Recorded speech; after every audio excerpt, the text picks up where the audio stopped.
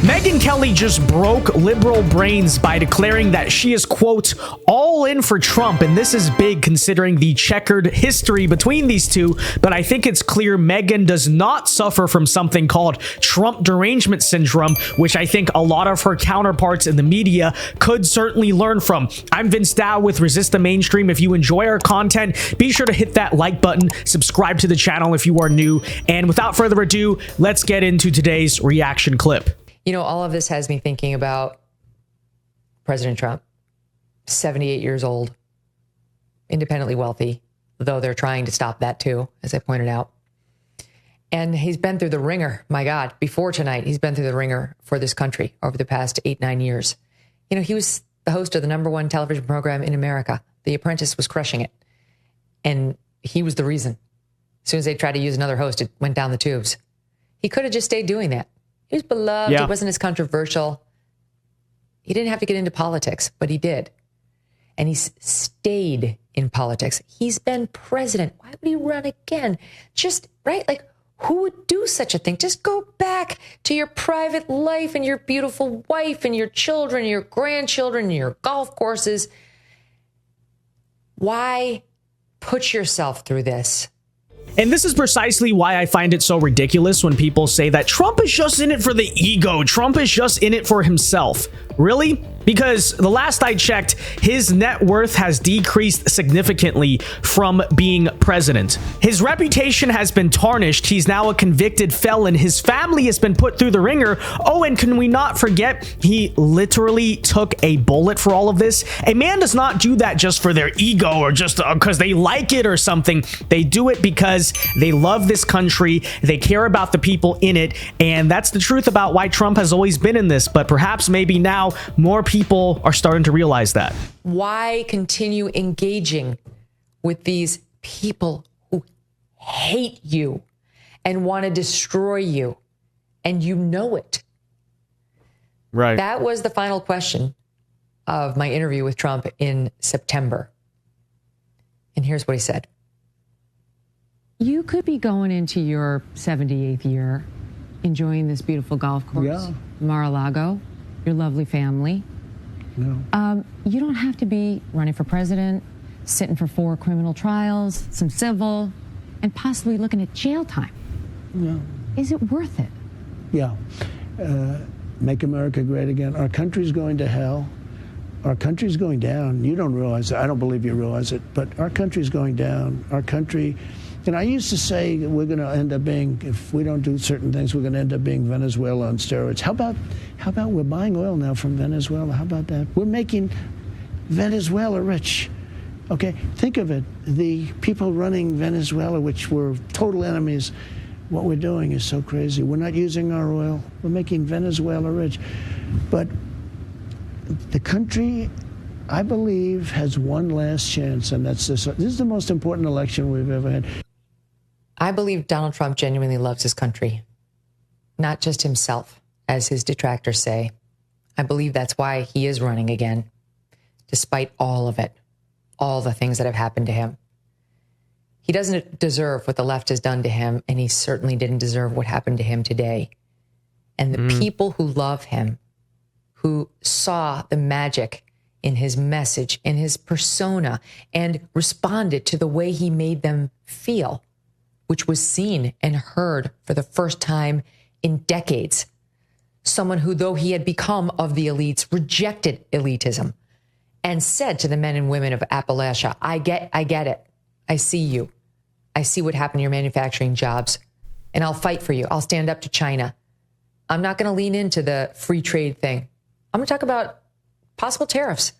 I'm going to do some radical things that President Biden would wind up continuing, though he criticized Trump mightily for them at the time. Yeah, because as usual, we find that Trump was right about everything. But on the point that Trump genuinely loves this country, I know so many people out there say, oh, he's just in it for himself. Listen, look at the assassination moment. I mean, just look at the way that played out, right? Blood was streaming down his face. At the time, his adrenaline was running. He might have not even known where he had been hit. And a man who is in it for himself would have let Secret Service protect him real quick, okay? Run off into the car, don't say anything. That's a man that's in it for himself. A man who is in it for the people, who cares about his people, who cares about the country, that is the man that turns to the people when his life is currently in danger, right? You don't know if there's another shooter, you don't know what's going on. Turns to the people against the advice of Secret Service and against potentially what could have been his own safety, and puts his fist in the air, not only to tell them that he is okay, but to encourage them, to give them the morale boost and say, fight.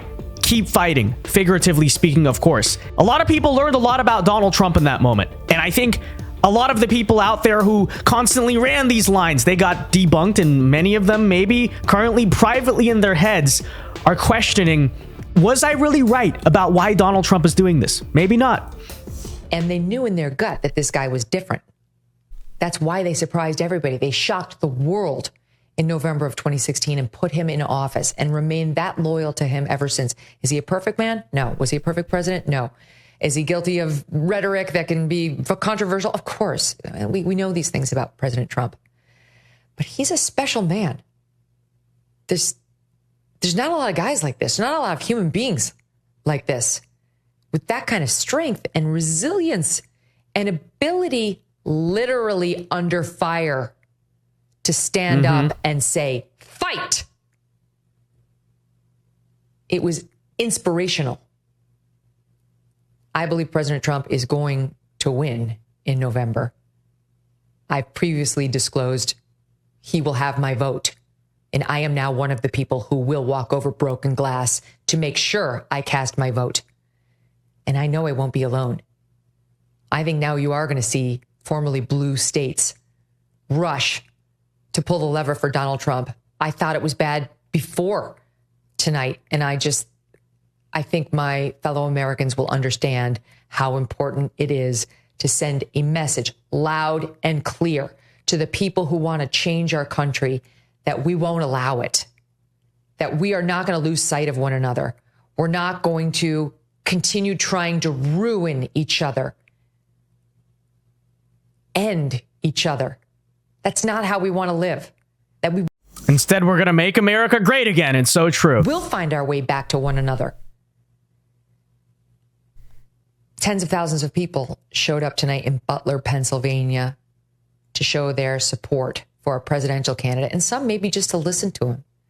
The kids don't know. They just wanted to see the former president. It's a uniquely American thing, the way we do things in this country, and he's such a character. Maybe they just wanted to go for the fun, or because they wanted to hear what he had to say, the way I do with my kids. Or I say, listen to this speech. What do you think? Let's get a glimpse of him. What did you hear? What's your reaction? They showed up and they ran for their lives instead in Butler, Pennsylvania. And after Mr. Trump was removed in the Beast and two of his most ardent fans were shot dead or within an inch of their life, the American flag still waved. The remnants at the site, bottles and so on, scattered the ground. And yet, much like 9/11, after it was all over, the American flag still waved over a now empty area. That's what it's all about. Our flag was still there. We're still there. We're still with each other. I just said this on July 4th. We are so lucky to have been born in this country. We hit the lottery. Our patriotism must be reignited for America. And yes, our understanding that there's humanity on both sides. The hard partisan loons who have been behind the rhetoric we've discussed tonight do not represent either side. And there is room for a reconnection. But I'll tell you what, President Trump needs to win this election. Period. President Trump needs to win this election. It's not about him anymore. It's about us. And so I hope you'll vote, and I hope you'll vote Republican. And I hope you'll say a prayer for President Trump and his family, and indeed for President Biden and our elected leaders. So there you have it. Megyn Kelly giving the strongest endorsement of Trump that she has to date. And you look at some of the liberal or anti-Trump reactions to this, they're not happy. They say, Megyn, but he was mean to you in 2016. How could you say that? You know why, folks? You know why? Because Megyn Kelly understands the bigger picture. This is something I think a lot of the neutral, independent voters need to understand, is you may not like his personality, but look at what just happened. And think back honestly to your life in 2019. Was it better or worse than it is now? And if the answer was it was better, then that's the case you need to make. If you're someone with children and you care about the future of those children, you care about whether or not they're going to be able to pursue the American dream. Are they going to be able to own a home? Are they going to be able to raise a family, to find a well-paying job in this country? The case is obvious, right? Personality is one thing. The actual impact it will have on this country is a whole nother thing. I think that's the point that Megyn Kelly has ultimately come to, right? A person who has not exactly had a historically good personal relationship with Trump, but she sees the bigger picture.